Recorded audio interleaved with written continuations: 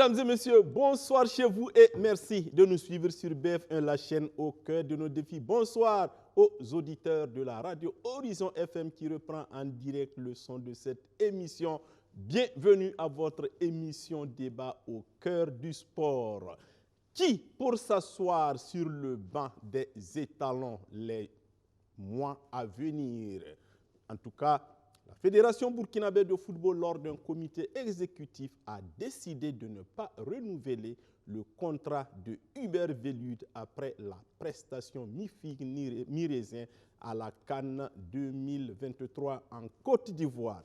Une autre question, qui, pour soulever le trophée de la 34e édition de la Coupe d'Afrique des Nations le 11 février prochain au coup de sifflet final? Les éléphants ou les aigles, faites vos jeux. Mais nous allons en débattre ce soir avec nos invités. À l'extrême droite, Salif, tu vois, c'est parce que tu reviens de la Côte d'Ivoire là que j'ai failli dire gauche. Salif, bonsoir. Bonsoir Madi et bonsoir à tous les téléspectateurs et auditeurs. Oui, et ce voyage. Ça a été, on est là en bonne santé, je pense que c'est d'abord ça. La bonne santé selon que vous avez. C'est d'abord ça l'essentiel et c'est pourquoi vous me retrouvez sur ce plateau. Alors, content de te retrouver sur ce plateau ce soir. Partagé. À côté de Salif Fougigma de Horizon FC, John Pardevin Issaka, un historique. Bon, mais on ne parle pas de ce match en 1990. Quand, voilà, John, bonsoir. Bonsoir Madi, bonsoir à tous les spectateurs. Voilà, actuellement, il transmet ses connaissances aux jeunes de l'AS Onea. Et en tout cas, ça, c'est sûr qu'ils sont dans de bonnes mains. Alors, et pour sûr, les joueurs sont aussi dans de bonnes mains. C'est Coach Sampo. Bonsoir. Oui, bonsoir et bonsoir à tous. Je vous assure que si je dois citer les noms des joueurs qu'il a formés, ben, l'émission est finie comme ça. N'est-ce pas, Coach? Oui. Bon, voilà, on ne va pas commencer. À côté de Coach Sampo, c'est naturellement Abdoulaye Bandaro. Bonsoir. Bonsoir Mathieu, bonsoir à tous. Bon, ça, vous devez avoir beaucoup à dire. Ouais, ça va. Et puis voilà, Salif et moi, c'est vu à Bouaké, et Ayab Sokro. Voilà, on est tous revenus avec un 8e de finale, ça va. Puis voilà. Vous savez, quand nous, on était petits, on aimait dire que quand un Coswego revient là, c'est avec d'un vélo, torche et puis poste radio. Poste radio et une natte. Non, mais moi, je suis content. Parce que nos gars sont revenus avec des idées. Et ce sont ces idées justement qu'ils vont partager avec nous. Alors comme je vous le disais, auditeurs et téléspectateurs, le comité exécutif de la Fédération burkinabé de football a décidé de ne pas renouveler le contrat de l'entraîneur français Hubert Velud. Ça fait 20 mois qu'il est à la tête des étalons. Alors, on va en discuter parce que c'est l'actualité du jour. Mais avant de rentrer dans le vif du sujet, alors on va aller écouter Hubert Velud justement après l'élimination face au Mali. Lui-même, certes, peut-être qu'il avait une petite idée de la chose, mais il préférait attendre que les choses se calment. On l'écoute. Ça fait 10 minutes qu'on a fini le match. On va déjà essayer de digérer tout ça, que tout ça se pose, je dirais. Bon, après, je pense ce qu'il faut regarder aujourd'hui, c'est le bilan global. Depuis 20 mois, il y a eu des très bonnes choses, il y en a eu des moins bonnes, c'est vrai. Aujourd'hui, ça fait partie des moins bonnes choses, c'est évident, mais bon, on verra par rapport à ça. Voilà, bon, nous en tout cas, on a déjà vu puisque le communiqué est tombé. Alors, Salif, est-ce que c'était prévisible? Prévisible, en tout cas après le match contre le Mali. C'était déjà, à travers ce résultat, un signe avant-coureur. Et je pense que la Fédération burkinabé de football n'a pas mis du temps. Au regard de l'urgence, a donc décidé, en se réunissant, donc, de prendre des décisions fortes. Et après avoir analysé et fait le bilan de la participation donc, des étalons à cette CAN. Et ce sont des résultats en deçà donc, des attentes du comité exécutif de la fédération tout entière et partant du peuple burkinabé. Et donc la décision a été prise à l'unanimité de ne pas renouveler le contrat du sélectionneur national et de l'ensemble du de l'encadrement technique. D'accord. Alors, John, ce n'est pas nouveau. Hein. Depuis le début de cette CAN, on a envie de dire que c'est l'hécatombe des entraîneurs. Ça limoge un peu partout. Mais pour ce qui nous intéresse, la critique était assez forte sur Hubert Velud avant même qu'il se déplace en Côte d'Ivoire. Vous êtes entraîneur. Moi, je ne vous demande pas de le critiquer, mais de donner votre avis. Qu'est-ce qui a pu clocher dans le travail de Hubert Velud?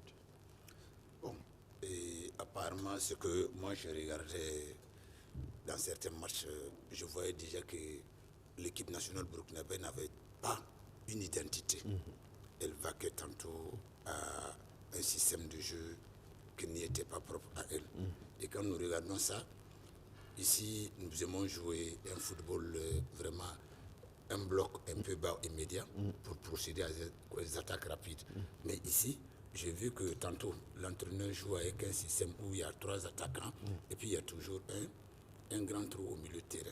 Déjà, la personne, je pense qu'il n'a pas pris connaissance réellement de son équipe, de son groupe avant de pouvoir se jeter. Donc c'est difficile, c'était difficile et c'était prévisible que nous ne puissions pas réussir une bonne CAN. Sampo, vous en tant qu'entraîneur? Merci déjà. Et moi, personnellement, je préfère plus rentrer dans les parties techniques. Ok, ça, c'est administratif. Absolument. Les parties difficile. techniques, ben, ça, c'est instructif. C'est déjà respecter aussi le choix des dirigeants. Moi, je pense que c'est notre domaine en tant qu'entraîneur. Voilà, donc, si tu es entraîneur, il faut être prêt à tout moment. Et je pense que c'est un résultat aussi qu'on va te juger. Donc, je pense que ça, je resterai ferme et voilà, pour ne pas rentrer plus dans les détails et respecter aussi le choix de la nation et de la fédération. Oui, alors, Bandao, déjà, vous étiez assez critique avant même qu'on parte à Bouaké par rapport même au choix de Hubert Velud, notamment un joueur comme Trova Boni, dont vous n'avez finalement pas digéré la non-sélection, et Draman Kambou, etc. Alors, vous l'avez suivi depuis qu'il est là. Alors, les résultats techniques semblent parler pour lui, même si en phase finale, les huitièmes de finale semblent insuffisants pour les Burkinabés. Est-ce que c'est le travail d'ensemble de Hubert Velud qui a un peu motivé cette décision, ou bien c'est cette élimination précoce, allons-nous dire, à la CAN? Je pense que je peux dire que c'est cette élimination précoce, c'est parce que la fédération a mené Hubert Velud en lieu et place de Kamou Malo et pour aller nous remporter le trophée. L'objectif, le contrat d'objectif qui était fixé entre Velud et la Fédé, c'est le trophée. Mais malheureusement pour lui et nous, on n'est pas allé loin dans cette compétition parce que, et avant de bouger, il dit qu'il va aller faire ce qu'aucun coach n'a jamais fait. Effectivement, il a eu une victoire la première journée. Il se fait éliminer au 8e de finale. Donc, aucun coach aussi n'a jamais fait ça. Donc, ça veut dire pour être plus sérieux, moi, je pense que la décision, pour moi, parce que j'ai toujours été critique, parce que Hubert Velud, c'est un choix par défaut. Je le dis, je l'assume. Parce que moi, je ne peux pas comprendre qu'on part chercher un monsieur. Quand je regarde son CV, et on a eu à discuter ici, une fois, il ne m'a jamais convaincu que ce soit son CV, que ce soit au niveau de ce choix. Donc pour moi, c'est un non-événement pour moi de voir Hubert Velud quitter à la tête des élections, des étalons. Oui. Voilà, mais tout ça aussi, c'est dû aussi à sa mauvaise prestation au niveau pendant la CAN parce que son objectif n'a pas été atteint. J'allais être d'accord et puis féliciter Hubert Velud au soir de notre élimination, dire au peuple seulement que je rends le tablier parce que là même c'était plus sage et surtout assumé. Assumé parce que quand la note vient de la Fédé, ce qui veut dire que non, que le coach même fuit ses responsabilités parce qu'il ne veut pas assumer ce qu'il a fait, ce qu'il a dû à commettre. Donc en matière de gestion, pour moi c'était approximatif et la gestion du groupe même au niveau des choix. Coach John, il a parlé des choix techniques ici sur le terrain. Depuis après la qualification à la 4e journée, l'équipe faisait que régresser. On a tiré la sonnette d'alarme ici, partout, mais je pense qu'il n'a jamais été oreille bouchée. Toujours, quand il suit la même formule qui ne fonctionnait pas, et la seule formule qu'il a eu à tester, ça a donné, mais je pense que voilà, c'est un entraîneur qui récolte ce qu'il a sémé. En fait. Alors Salif, depuis 1998, Le seul entraîneur qui a pu enchaîner 2 éditions, c'est Paulo Duarte, en 2010 et bon, oui, les deux. Paulo Duarte en 2010 et en 2012, et Paul Put en 2013 et 2015. Alors, c'est vrai que tous les pays, comme on l'a dit, ça limoge, mais est-ce que ce n'est pas une mauvaise habitude quand même dans le football africain que de tout le temps changer des entraîneurs après chaque édition de la CAN? Non, mais il faut regarder un peu partout. Ce n'est pas seulement au Burkina, c'est pas... Non, je veux parler de l'Afrique d'une façon générale. Je vais y arriver. Oui, Ce n'est pas seulement au Burkina, ce n'est pas seulement en Afrique, c'est le football qui est devenu comme ça. Et vous savez que, les techniciens vous le diront, être sélectionneur n'a rien à voir avec, comment on appelle ça, le rôle de technicien à la tête d'un club, par exemple. Le club, c'est autre chose. L'équipe nationale, le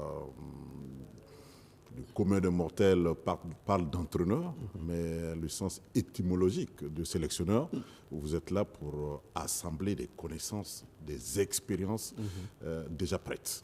Et donc, à partir de là, la donne change. Donc, on veut quoi? Des résultats. Si Amadou Sampo est à la tête du RCK, dans une certaine politique, on peut dire, oui, il va former. On va se donner 3 ans. Après, on va viser les résultats sur le plan national au bout de 5 ans. Et on va envisager une certaine place au niveau de l'échiquier continental à partir de 6-7 ans. Ça, c'est une politique. Voilà. Et ça peut se comprendre. Mais en équipe nationale, vous êtes là pour faire des résultats. Et vous l'avez rappelé en début d'émission, mais ils sont combien déjà? J'aime pas le terme valser, mais ils sont combien qui ont rendu le tablier ou qui ont été limogés ou dont les contrats n'ont pas été renouvelés, comme c'est le cas au Burkina? Ils sont nombreux. Je veux dire que c'est une donne aujourd'hui qui conditionne aussi les entraîneurs à plus de travail à ce niveau. Et ça passe, en l'occurrence, ça n'engage que moi, par le choix des hommes. Quand je dis le choix des hommes, il y a les hommes sur le terrain, il y a des hommes autour de vous. Faire en sorte que le sélectionneur puisse venir avec son encadrement, au minimum son adjoint. C'est ça aussi. C'est pourquoi dans le communiqué, vous avez dû le voir, c'est l'ensemble de l'encadrement technique, du staff. Parce que c'est vrai, il y a un sélectionneur, il y a un principal, mais c'est un travail collégial et quand ça ne marche pas, c'est l'ensemble qui doit donc laisser la place. C'est vrai que la dernière fois, vous avez réussi l'exploit d'enlever l'entraîneur. Je veux parler de la fédération et de laisser les adjoints. C'est chaud. Alors, John, quand on prend le cas du Burkina, Salif l'a dit, il y a le choix des hommes. Mais quand vous prenez aussi le potentiel qu'on avait, parce que c'est peut-être aussi ce qu'on oublie souvent, quand on prend en 2013, vous étudiez l'équipe nationale du Burkina en 2013, ce n'est pas exactement la même équipe, ou en tout cas en matière de force, qu'en 2024 aujourd'hui. Est-ce que, par moment aussi, c'est vrai, il y a l'exigence du public, il y a l'exigence du résultat, comme Salif l'a dit, mais est-ce qu'on prend souvent le recul et on met souvent des bémols par rapport aux résultats que produit l'entraîneur? Et comme Salif le disait tout de suite, bon, moi je pense que l'équipe nationale, avant la prise de Velud, était en construction. Et comme elle était en construction, on avait du potentiel, on avait vraiment des enfants. Et on devrait continuer encore la prospection pour chercher, que ce soit sur le plan national, que ce soit sur le plan international. Mais lorsque l'autre est venu, est-ce qu'il a eu toute cette chance-là de pouvoir au moins faire la prospection pour avoir tous ces jeunes? En tant qu'entraîneur national, je sais que tous les feux sont ouverts pour lui. Mais ne pas réussir à faire la continuité du travail que l'autre a fait, vraiment bon. Et je trouve qu'il n'était pas à la hauteur pour moi. D'accord. Alors, coach Sampo, il y a aussi un aspect qu'on élucide souvent, mais qui, à mon avis, a son importance, c'est le manque d'infrastructures qui a obligé notre pays à jouer pratiquement 2 ans à l'extérieur. On dira qu'aucun joueur ne joue au Burkina, mais tout le monde sait aussi que le public joue un rôle quand même dans l'obtention des résultats. Alors, est-ce qu'il aurait fallu mettre cet aspect-là aussi dans l'analyse? bien sûr qu'on doit mettre cet aspect dans l'analyse. C'est jouer devant son public et puis jouer derrière son public, ce n'est pas la même chose. Mais je pense que depuis un certain temps, et tous les Burkinabés sont vaccinés aussi à jouer plus à l'extérieur. Et je pense que, oui, je peux le dire. Bon, donc pour nous, voilà, on dit plus, voilà, j'en sais quelque chose. Absolument. Voilà, donc on est obligé de transcender ou bien de se transformer, voilà, pour pouvoir aller chercher les résultats parce qu'on est orphelin. Voilà, ça joue. Mais je vais revenir sur peut-être quelques détails. Oui, allez-y. Et il faut toujours avoir cette chance réellement en équipe nationale de venir au bon moment. Okay. Voilà, c'est très important pour un entraîneur et même dans l'environnement. Et si dans l'environnement, c'est un peu difficile, et maintenant, au moment aussi d'avoir aussi ces éléments, c'est très important pour un entraîneur. Et si tu n'as pas cette chance-là, ça devient difficile. Quand je prends Emers Faye, je peux dire que c'est toute une chance que Emers Faye a eu parce qu'il l'actuel sélectionneur de la Côte voilà. d'Ivoire. Et voici maintenant ce qu'il est en train de produire et donner comme résultat. Mais si tu arrives réellement qu'il y a tous ces paramètres qui est autour de l'équipe, c'est très compliqué. Mais Saïf Guigouin l'a bien dit, c'est une nation. Absolument. C'est toute une nation que tu dois porter au dos. Donc là, tu n'as pas droit à l'erreur. Et quand on prend déjà une compétition où on doit aller jouer, une compétition continentale, ce n'est qu'un, voilà, une seule nation qui doit aller remporter. Et bon, quand on prend déjà une seule nation qui doit aller remporter, sur 24 comme ça, il faut attendre aussi peut-être à presque la moitié qu'on doit valider. Parce que c'est une nation, c'est comme une honte.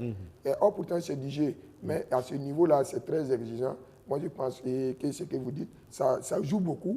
Et parce qu'il n'y a pas une certaine familiarité, voilà, pour envoyer l'environnement envers aussi ces joueurs. Parce qu'on joue dehors et chacun peut réellement dire ce qu'il a à dire. C'est très difficile aussi pour les entraîneurs de vivre ces temps. Alors, Bandago, est-ce qu'on ne sait pas, on ne va pas réécrire l'histoire et de toute façon, je pense qu'on va avancer. Mais pour l'avenir, alors, quand vous amenez des joueurs qui visiblement n'étaient pas dans la compétition. Je pense que vous l'avez déploré ici la semaine dernière. Des joueurs assez en dedans, comme Bertrand Traoré, comme Dango Ouattara, et comme beaucoup en tout cas qui étaient compliqués. Est-ce que l'entraîneur venu lui-même n'a pas manqué de courage en disant nous on va pour gagner, tout en sachant que son effectif là, très franchement, si le Burkina gagnait, c'est le football, mais on aurait dit le miracle n'est pas long, comme les Ivoiriens sont en train peut-être de le faire. Je vais répondre à votre question, mais permettez-moi de revenir sur 2 points ou 5 points à soulever par rapport à Emers Faye et la prospection que coach John a dit. Il a parlé d'une continuité d'abord, et est-ce qu'il a eu cette chance, Hubert Velure, est-ce qu'il a pu gérer? Mais il y avait un projet. Est-ce qu'on se fixe un objectif dans 2 ou 4 ou 6 ans, quelle équipe nationale qu'on doit avoir dans 6 ans ou 8 ans. Et si on s'est fixé cet objectif, parce que c'est vrai, il faut aller à une compétition, mais il faut préparer la compétition. On peut prendre 2 ans ou 4 ans pour préparer la compétition. Je prends un exemple. En 2002 et en 2004, la Côte d'Ivoire ne s'est pas qualifiée. Mais Jacques Anouma s'est fixé un objectif, dit que l'objectif de la Côte d'Ivoire, ce n'est pas la CAN Tunisie 2004, mais la Coupe du Monde 2006. On a vu comment l'équipe ivoirienne est venue, parce qu'ils ont préparé une génération et pour se positionner au sommet de l'Afrique. Quand on prend entre Malo et Hubert Velure, qu'est-ce qui a été fait de façon concrète pour développer notre football de façon générale? Je ne vois pas. Que ce soit à l'interne ou à l'externe. Maintenant, par rapport à Emers Faye, il a provoqué sa chance. C'est vrai, Gasset était là. Moi-même, je n'étais même pas d'accord avec le choix de Gasset. Mais les coachs sont là. Il y a eu une réorganisation tactique en mettant Seri devant la défense. Mais Gasset ne le faisait pas. Il faisait confiance à des jeunes. Pourtant, ces jeunes n'étaient pas prêts comme les expérimentés qui étaient sur le banc pour amener l'équipe vers le haut. Il y a eu ce choc moral et mental qui a poussé la Côte d'Ivoire. Parce que quelqu'un qui est mort vivant, il revient, il n'a plus peur de mourir. Donc, il se donne toutes les chances. Et puis, le coach aussi, vous avez vu, toutes les rencontres que Emers Faye a géré ses équipes. À chaque fois, il y a au moins 1 ou 2 systèmes sur le terrain pour contrecarrer ou prendre l'adversaire en sandwich. Donc là, moi, je dis, il a provoqué sa chance et tout le mérite lui revient. Maintenant, et par rapport à la forme des joueurs, nous tous, on était ensemble. Ayons le courage de le dire, on a surestimé notre équipe nationale. Parce que beaucoup d'éléments n'étaient pas en compétition, surtout le front de l'attaque. Vous amenez un Cheikh Gibril Ouattara qui fait 12 matchs. Une seule minute jouée en club. Qu'est-ce que vous voulez? Bertrand qui vient sur une seule jambe. Dango, pratiquement, moi, en tant que coach, moi, je vous dis, entre Bertrand et surtout Dango, moi, je le laisse. Je ne le force pas pour l'amener parce qu'il n'était pas prêt. On amène ce genre de compétition, il faut avoir le courage de laisser certains joueurs sur le carreau et amener ceux qui sont prêts. On a même parlé du problème de 6. De prendre le risque d'amener Adama Guira seul. On a même posé la question en conférence de presse, le jour qu'il a dévoilé, voilà, qui l'annonce, le cas de Trouvaboni et de Draman Kambou. Il dit qu'il prend le risque, il l'a fait, mais vous voyez ce qu'il nous a amené. Donc, moi je pense que la plupart de nos joueurs n'étaient pas en pleine forme, mais la préparation au juste, qu'est-ce qu'ils ont fait pour amener ces joueurs sur un bon rail pour être prêts pour la compétition? Je me pose la question sur la préparation physique parce que physiquement, on n'a pas existé, hormis l'Algérie, on n'a pas existé dans toutes les rencontres. Je me pose la question, qu'est-ce qui a été fait? Parce que là, c'est le rôle du coach. C'est le rôle du coach. Donc moi, je pense que on a surestimé notre équipe. Certains éléments n'étaient pas prêts, mais on se voyait beau parce qu'on a joué une demi-finale. La CAN, c'est en Côte d'Ivoire. On s'est flatté qu'on joue à domicile, pourtant on joue en Côte d'Ivoire. On allait mélanger les pédales. Voilà, nous voici à la maison. Voilà, quand on vous dit qu'ici, souvent, on dit, mais on n'écoute pas. Je me rappelle encore par rapport à ce que Bandago a dit. Maïga a soulevé ici le problème de la condition physique des joueurs, mais je ne vous dis pas la réponse après. Alors, Salif, alors on va conclure tout de suite par rapport à Hubert Velil. Alors, on va se projeter. Salif Bandago l'a dit, il faut que nous fixions des objectifs pour notre équipe nationale et travailler sur des générations de joueurs.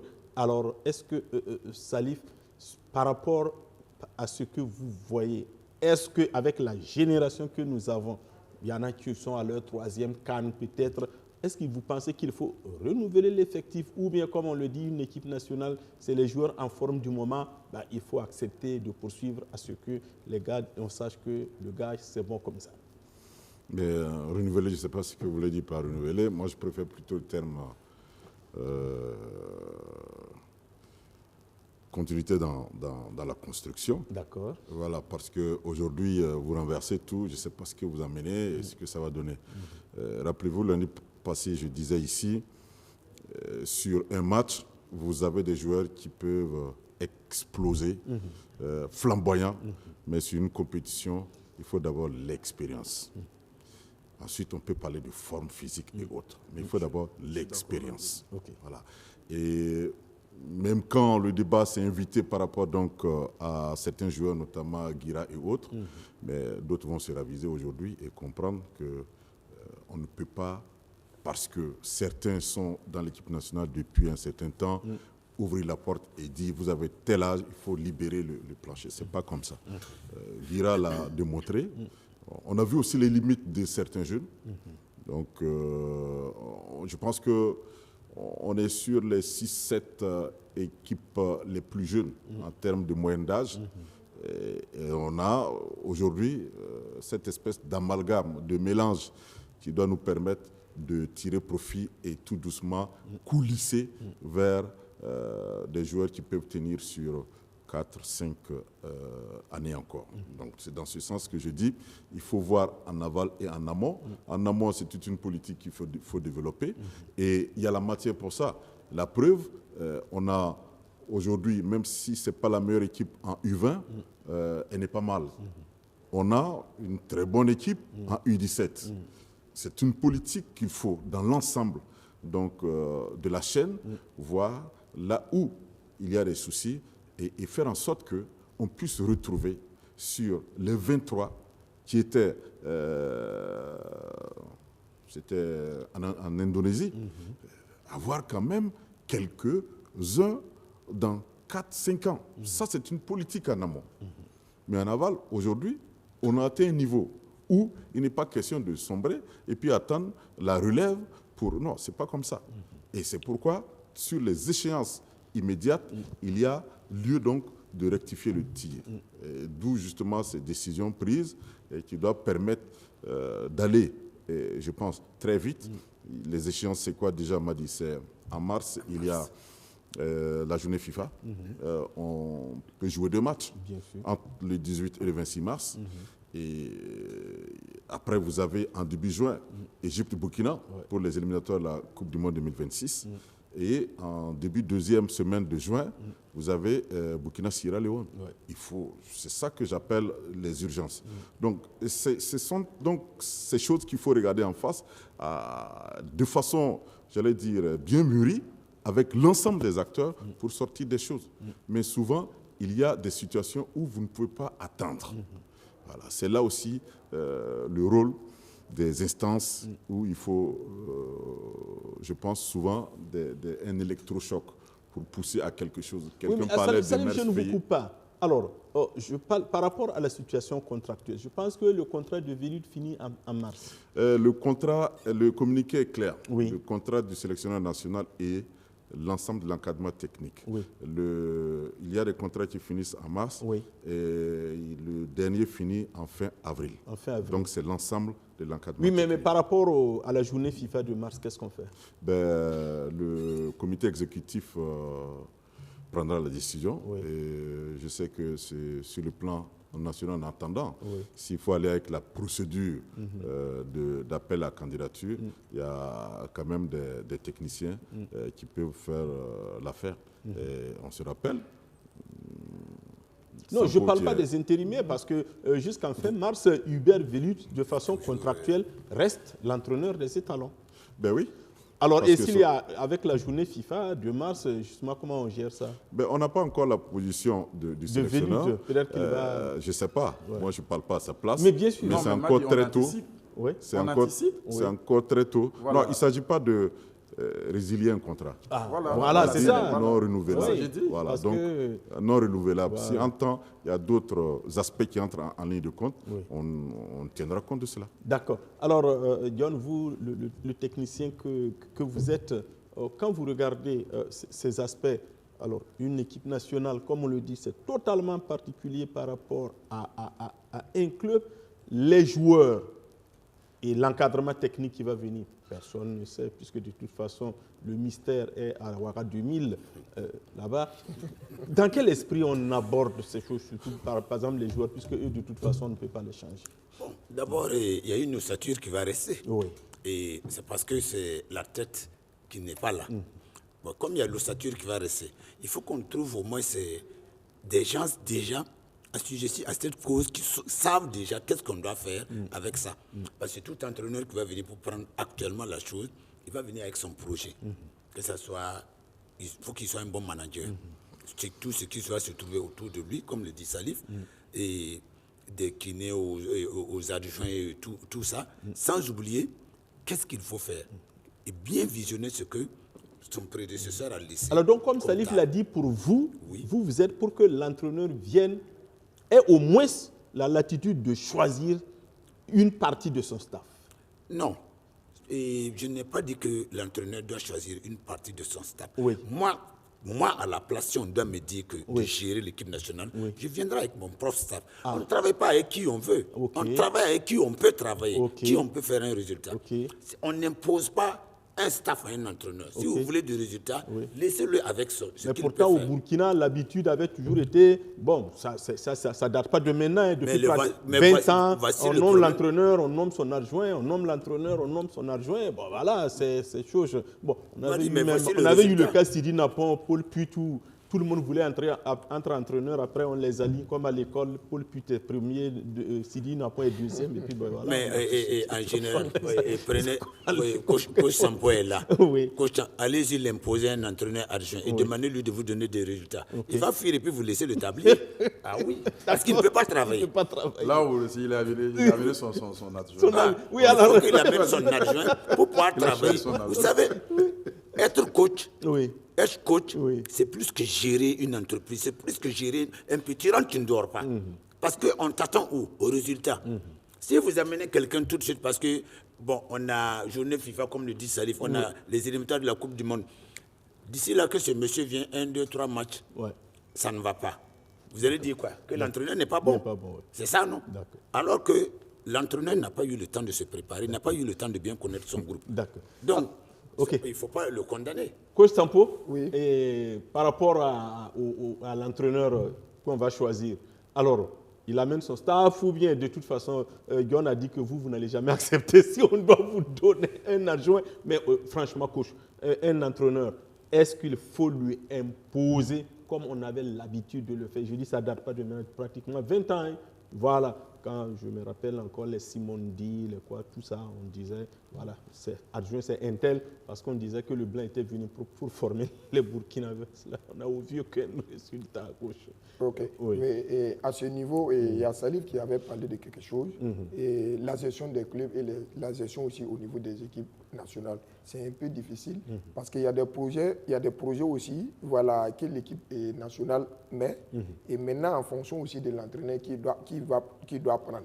Et maintenant, quand on prend un entraîneur aujourd'hui et puis on l'impose un adjoint, il faut se dire, au jour d'aujourd'hui, l'entraîneur et l'adjoint, c'est comme la complicité dans le foyer. Ok. Vous voyez, comme tu prends une femme comme ça, tu viens imposer maintenant à un monsieur de le marier et après maintenant, si les gars se prennent, bon, c'est un peu difficile. Donc à ce niveau, vraiment, il faut les voir. Mais comme c'est une équipe nationale, vraiment, c'est carrément large.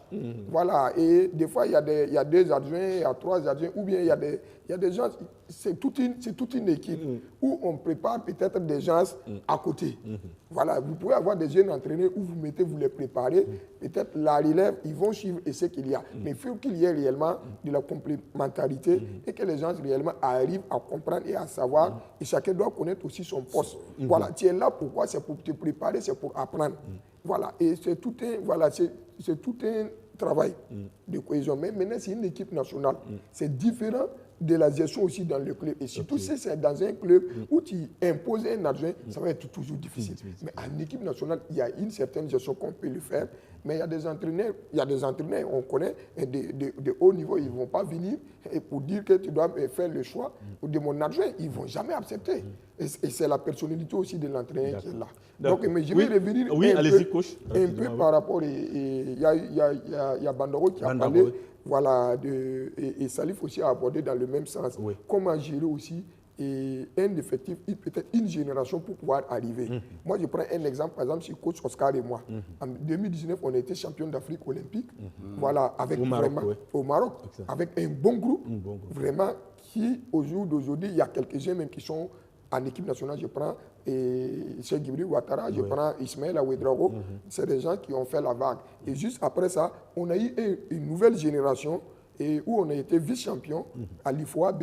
Et juste après ça, on s'est qualifié. Après 14 ans, avec cette équipe-là, en U20, on allait jouer, on était quart de finaliste à la CAN.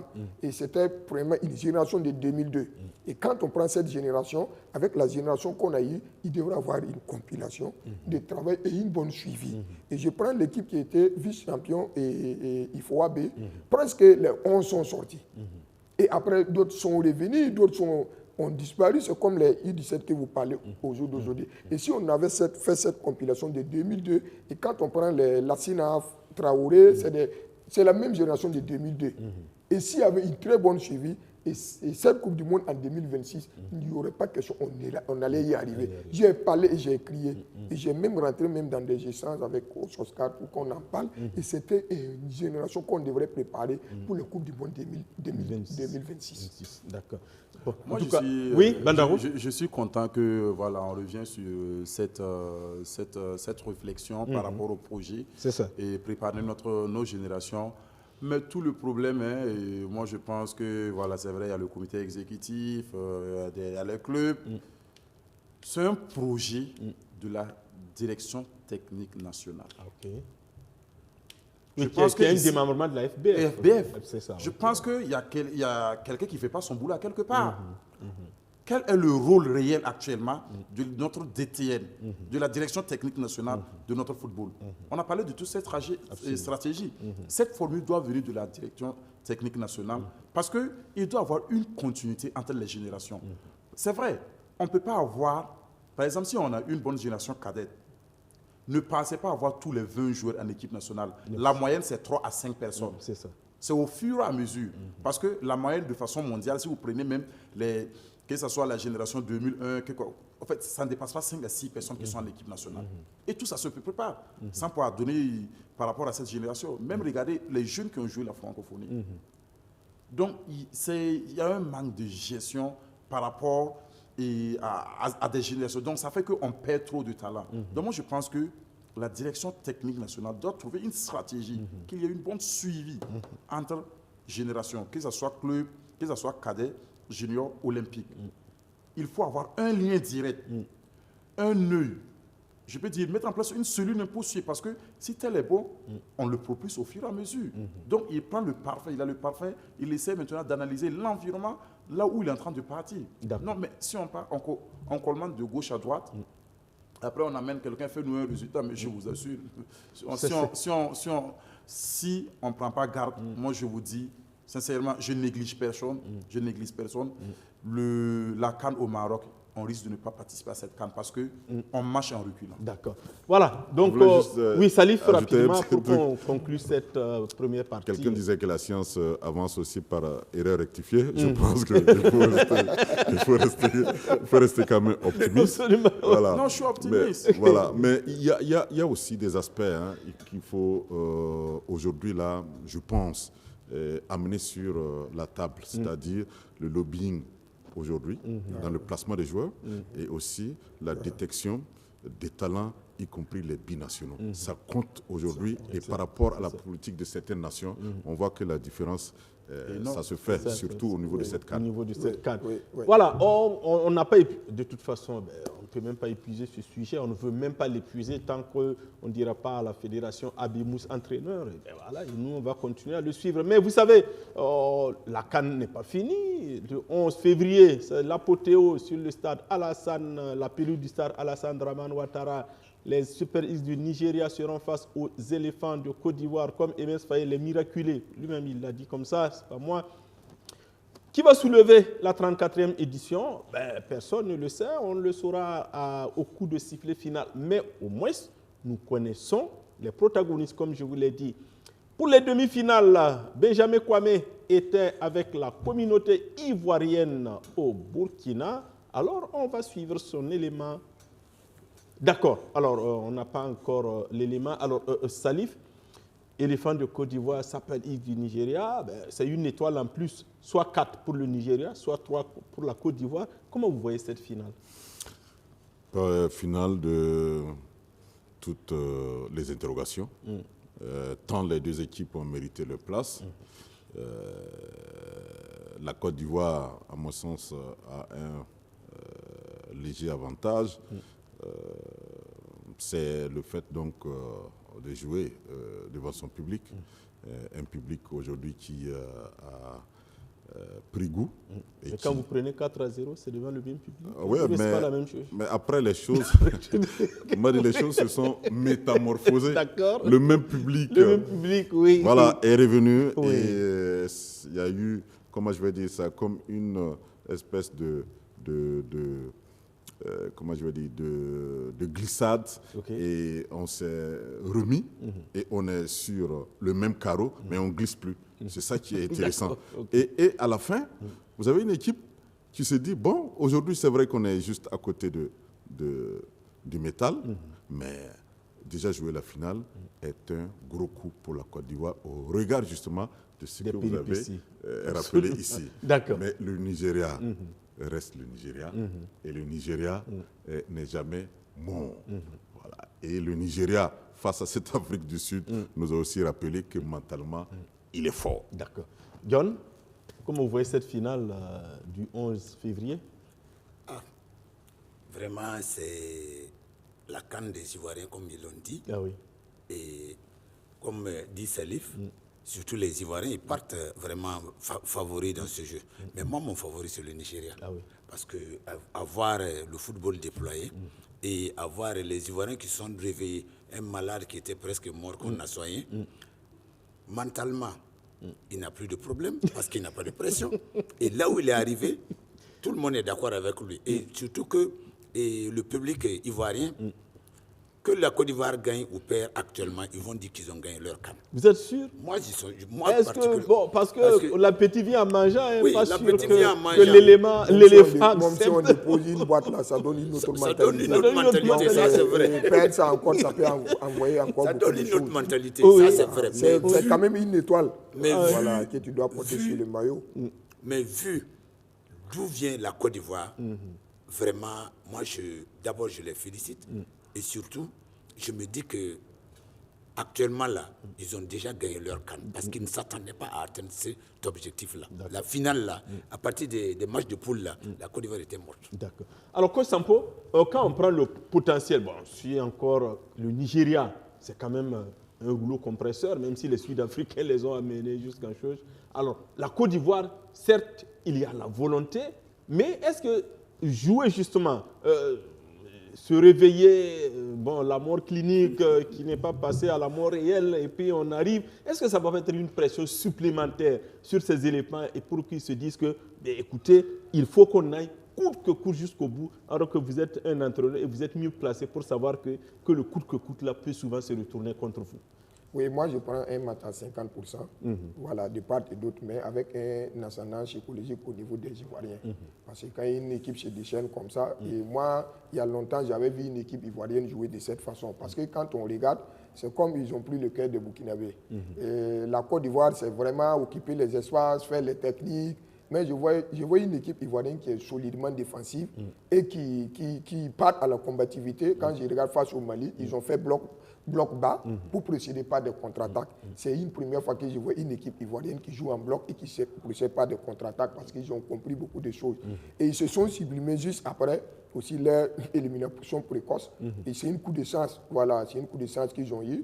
Voilà, donc je vois cette équipe ivoirienne encore faire beaucoup de mal, voilà, à cette équipe nigériane. Mais en face, il faut se dire que c'est une équipe nigériane où nous, on doutait sur la capacité défensive, surtout leur axe central, aujourd'hui qui ont pu réparer, mais qui ont eu cette difficulté en demi-finale parce qu'ils sont revenus à un système de 4-3-3 où ils jouaient en 3-6-1.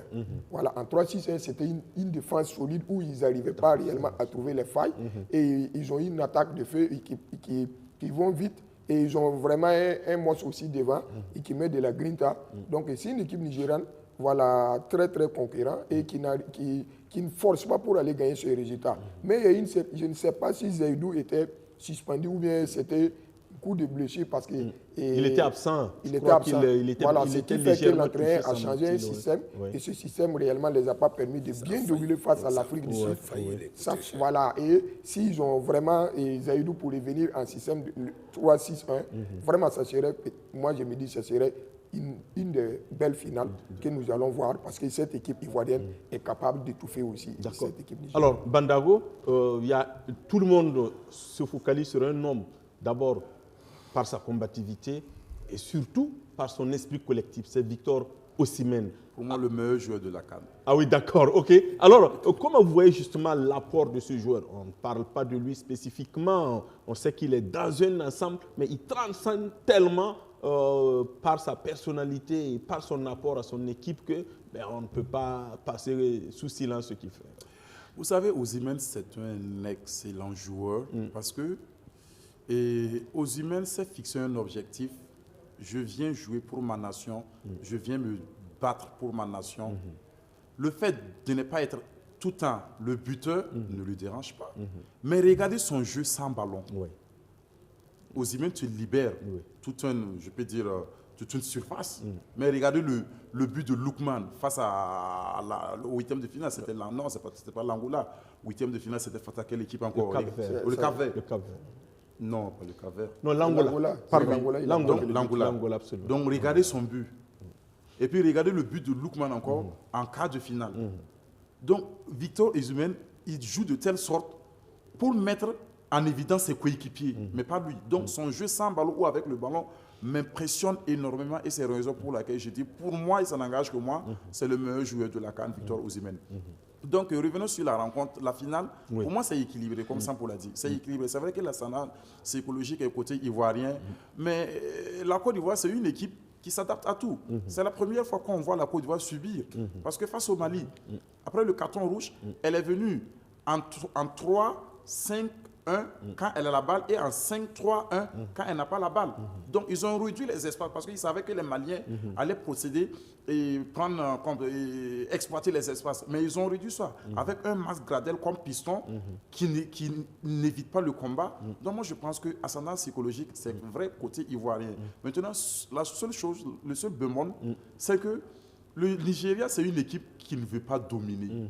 Elle se laisse dominer et procéder par des phases de transition. Et c'est une équipe qui sait subir. Donc faites beaucoup attention face à une équipe qui sait subir et une équipe aussi qui peut transformer la pression en une pression positive. Parce que vous savez que les Anglais, ils ont un mental de fer. Du mental de fer. Alors, Salif, donc, et en plus, pour terminer, allez-y, c'est que les deux équipes n'ont pas voulu leur finale parce qu'en Afrique, il y a 5 équipes qui ont déjà joué presque plus de 10 demi-finales. Il y a l'Égypte, il y a le Cameroun, il y a le Ghana, il y a la Côte d'Ivoire et puis il y a le Nigeria. Donc, les deux qui se retrouvent en finale ont déjà joué plus de 10 demi-finales. Donc, en CAN, et voilà, je pense que...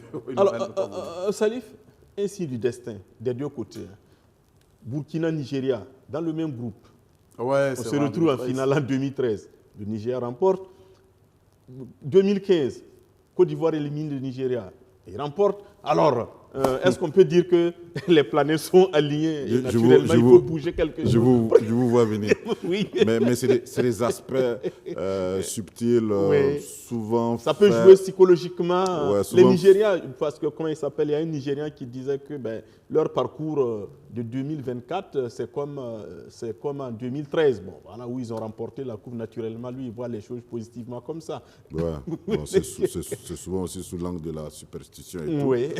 Mais après, je pense que pour moi, il y a 6 hommes qui se dégagent, et 3 de chaque côté, qui, à coup sûr, jusque-là, il n'y a pas de blessure, vont animer cette finale. C'est côté nigérien, c'est Ikong, c'est Lukman, c'est Osimhen. Et côté ivoirien, c'est Seko, c'est Kessié et Alain, au regard donc de sa prestation en demi. Donc, et le jeune Adingra qui n'est pas mal. Oui, n'oubliez pas, et on en parle peu, même au niveau des analyses, je ne vois pas trop les sorties, mais ça peut être la finale des individualités. Parce qu'on a parlé ici de collectivité, de mental et tout. Voilà, ça peut être la finale des individualités. Ça veut dire qu'on risque d'avoir une finale plus ou moins fermée. Ouais. Pour qu'il y ait, il faut que les individualités se transcendent pour faire le résultat. Le Nigeria, ce n'est pas l'équipe qui crache, très bonne attaque, mais qui crache le feu avec 4-5 buts. Ils n'en ont pas besoin. Non, ils ont mal même au collectif. Ils ont mal au collectif. Parce que quand avant la compétition, vous savez que le Niger avait enchaîné 2 matchs nuls aux éliminatoires de la Coupe du Monde. Elle prend une claque aussi face à un match amical. Et il y a eu une réunion où ils se sont dit, vous savez, on laisse tomber, on se donne les moyens pour atteindre notre objectif. C'est ce que Salif a dit. Donc, il faut s'attendre aussi parce que la Côte d'Ivoire aussi, il y a un jeune homme qui m'impressionne et qui me bloque beaucoup. Je parle de Ouma Diakité. Et la Côte d'Ivoire va récupérer les 4 qui n'ont pas pu jouer. Les suspendus. Et puis moi, je pense que c'est la bataille du milieu de terrain. Pour terminer, rapidement, cette canne des folies, je vais l'appeler comme ça, elle va pousser les techniciens peut-être à se réinventer parce qu'on se rend compte qu'avec tous les systèmes de jeu qu'ils mettent en place et tout, souvent, le facteur X, c'est le mental. C'est le mental. Alors, coach John, justement, le facteur X aussi, c'est la VAR. J'espère que Madi ne va pas dire ici qu'on a checké nos 4 buts.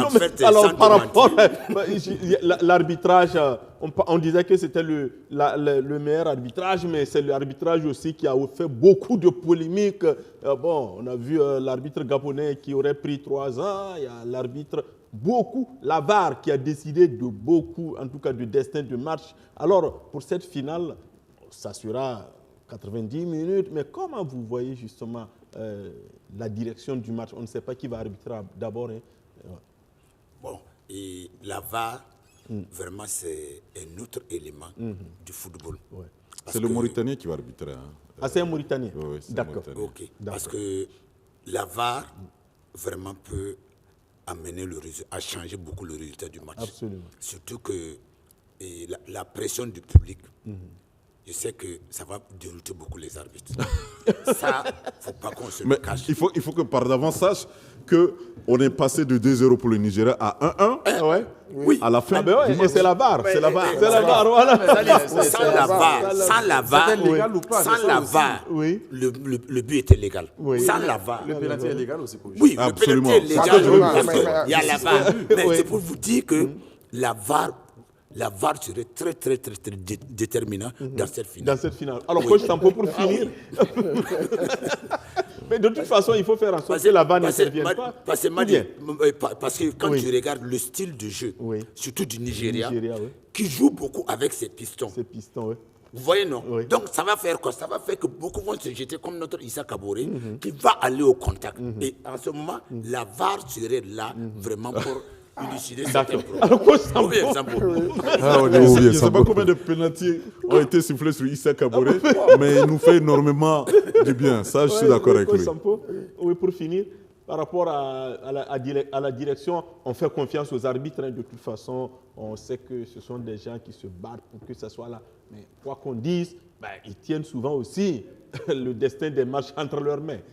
Vous savez que ce sont des humains, c'est difficile aussi d'apprécier à vitesse réelle. Comme il dit, la VAR vraiment serait au rendez-vous pour cette finale, parce que nous savons comment aussi le public ivoirien gronde. Oui. Et nous regardons aussi cette canne-là. Il a fallu la VAR pour pouvoir déterminer beaucoup de choses, presque à 50% des situations.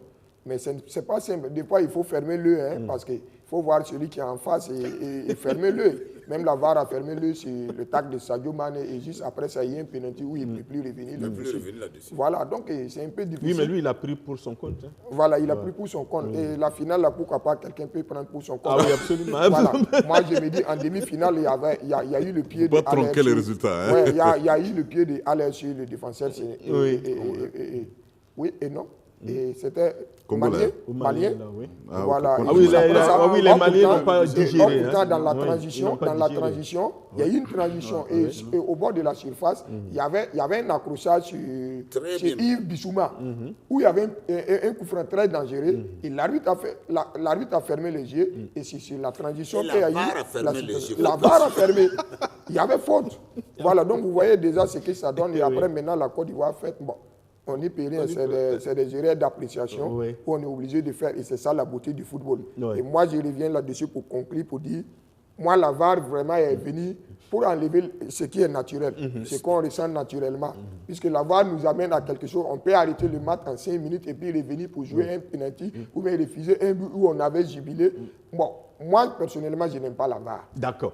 Alors, Je suis vous pas savez, pour la VAR. pour les horaires, si vous prenez la finale de la Coupe du Monde 1966, où Non, avec personne- la VAR, le football n'aurait plus d'histoire. Là, le voilà, La main la de- Coupe du Monde 66, C'est où ça. personne ne peut dire jusqu'à présent si le troisième but anglais est rentré ou pas.